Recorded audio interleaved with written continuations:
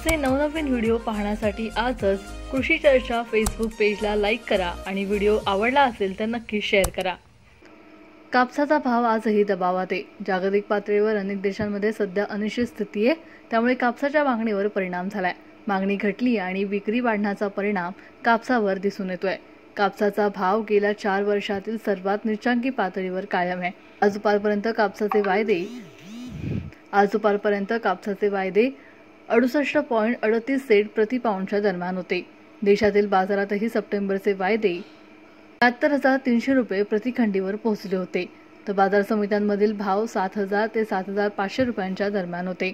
कापूस बाजारातील ही स्थिती आणखी काही दिवस राहू शकते असा अंदाज अभ्यासकांनी व्यक्त केलाय।